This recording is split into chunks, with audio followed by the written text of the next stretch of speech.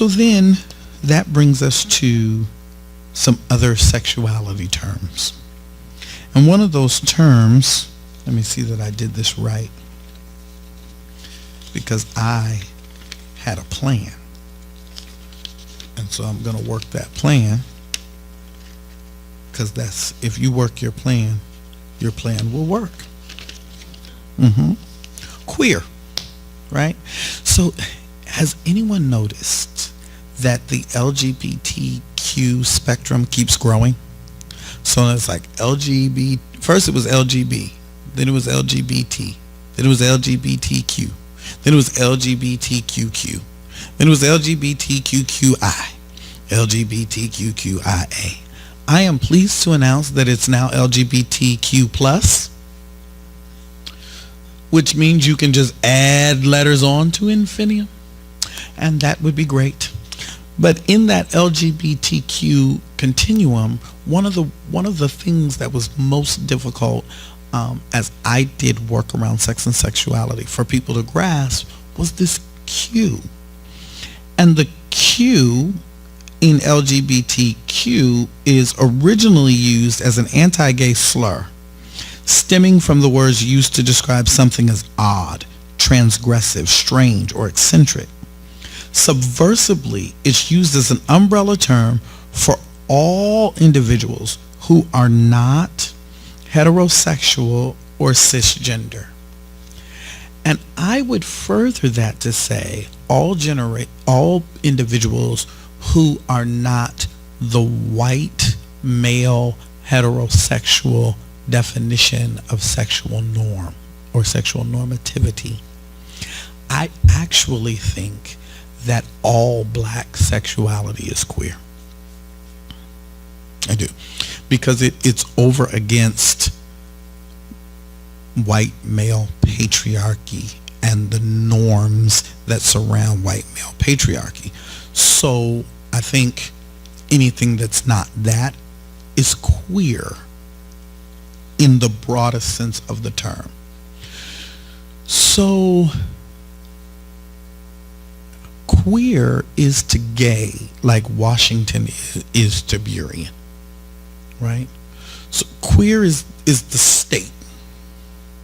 Gay is the very specific location you find yourself in within the larger queer umbrella.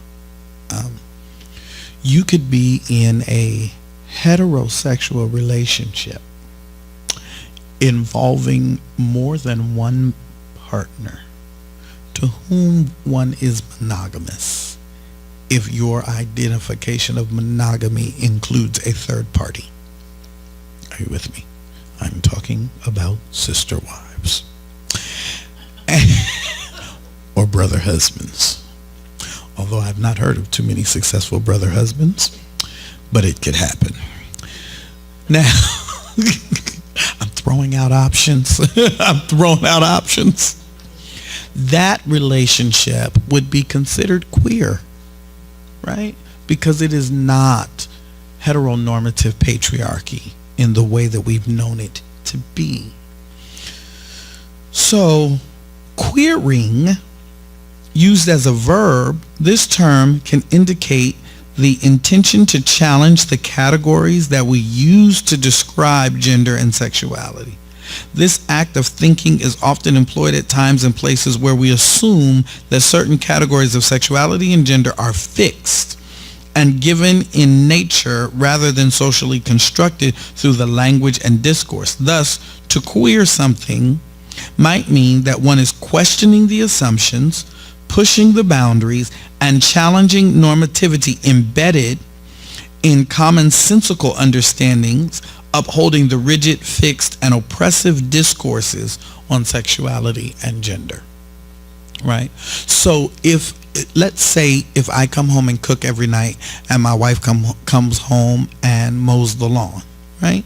One could argue that we are then queering our marriage because those are not the expected gender roles, and we're asking questions about the common assumption of those gender roles.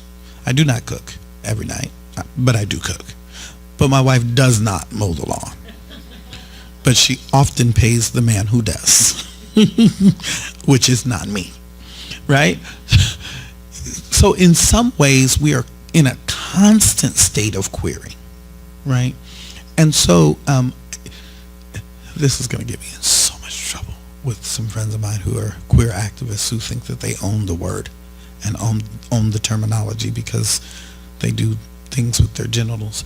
Queering is so they think that they own things. But queering is not just about a genital reality. Queering is pushing social boundaries and borders and assumptions, right? The fact that Genesis has a female senior minister in a lot of spaces is quite queer. And so in that sense, Genesis is queering the ministry. I saw the badges on the back table for all the people here at Genesis and what they do. I didn't have a badge. I felt some type of way. I'm just putting it out there. So I came in. I said, "Where's the pastor? I need to register a complaint." Aren't I a good church member? You are. First thing I do is walk in and register a complaint. I know how to be a church member, let me tell you. So I walked in and said, "Where's the pastor? I want to register a complaint." She said, "Okay, you can register a complaint." I said, "I don't have a badge. I want a badge. Everybody's got a badge. I don't get a badge. Where's my badge?" She said, "Okay, you can have a badge. Which would you like? Would you like pink or would you like blue?" I said, "I want blue." She said, "Now pink is for the minister's corps." I said, "I want blue because I want to sing, 'Am I blue? Am I blue?'" Right? "Ain't this badge on my chest telling you?" I really want to do that. So I need a blue. I am hilarious. I need a blue badge. The fact that blue and pink is not used to say male and female is queering the color scheme. And in a way, it's very subversive. It's very intentional, right? Because I know the Genesis community, I know it's not accidental. I know it's thoughtful and intentional, and it's queering something in that way. The second Q in that LGBTQIA, I'm so glad they've gone to LGBTQ plus. I just can't keep adding letters. It takes too long to say it. Is questioning. Right? So it was lesbian, gay, bisexual, transgender, queer, and questioning. So you're looking at me and saying, "Who's questioning?" Well, I will tell you. Questioning is used to refer to individuals who are unsure of their sexual orientation or gender identity and cannot strictly label themselves as either heterosexual or cisgender. This is someone who is questioning or experimenting. You can use the Q in LGBTQIA as questioning. Isn't this good? We're gonna get to it. Well, the A, I'll get to the A because it's not on my paper. The A is asexual, right? And the reason that the A was added on is because asexuality is considered non-normative in mainstream culture, right? You're supposed to want to have sex with someone else. And people who are asexual, right, kind of ambiguous about the whole thing, whatever, right? But it is a legitimate way of handling one's own sexuality that deserves its own conversation, and they deserve to be at the table and acknowledge that they are asexual. So that's where the A came from. Intersex is where the I comes from, and an intersex individual is one who, we used to use a medical term that is very gauche and taboo that we don't use anymore. We used to say hermaphrodite. But an intersexed person is born with genitals and with internal plumbing that can be appropriate for what we would say both male and female. They are intersect, and every few 100,000 births, I can't remember the number, an intersexed individual would be born. What used to happen is that then at birth, the parents and the doctor would assign either maleness or femaleness to an intersexed individual. Current schools of thought is that it isn't the parent's job, nor is it the doctor's job to make that decision for the individual. And so they are much less prone to do gender reassignment surgery at birth now. Yeah, and people are being allowed to go forth into the world as fully themselves as they were born into the world to be. Hoorah. The B in LGBTQ plus, bisexual. This does not mean a person who is more prone to have sex with you if you buy them something. That is not what bisexual means. Please see me after. The term for that is sex worker. Bisexual is a person whose sexual orientation is based on attraction toward both genders. The identity developed is based on these attractions. So bisexuality is probably the one in the LGBTQ plus spectrum that tends to have the hardest time in what is known as the straight world or the heterosexual space, as well as in queer space. Because there is this opinion that bisexual means I'm afraid to really say that I'm gay or lesbian, or that bisexual means I'm greedy and I just want it all and I want no boundaries, or I can't be trusted because I'm never going to be satisfied with either or. So there are a lot of social assumptions that go with bisexuality that are not the burden of heterosexual people. They're not the burden of homosexual or lesbian people. There's a very unique burden, not that those other identities don't have their own burdens, let me tell you, but there's a unique burden around bisexuality because it is one that we don't spend a lot of time having conversational and socially appropriate conversation around. And gay is a person whose sexual orientation is based on attraction toward that person's own gender. The identity developed based on these attraction.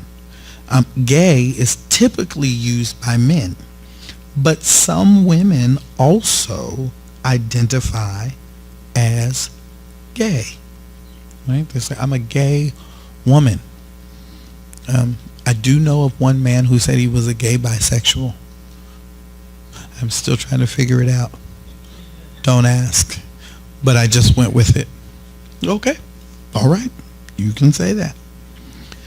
Lesbian is a woman whose sexual orientation is based on attraction toward her own gender. The identity developed based on these attractions.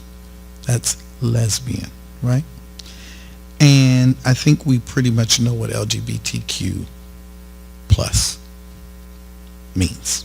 Yes? Because we've covered the full spectrum.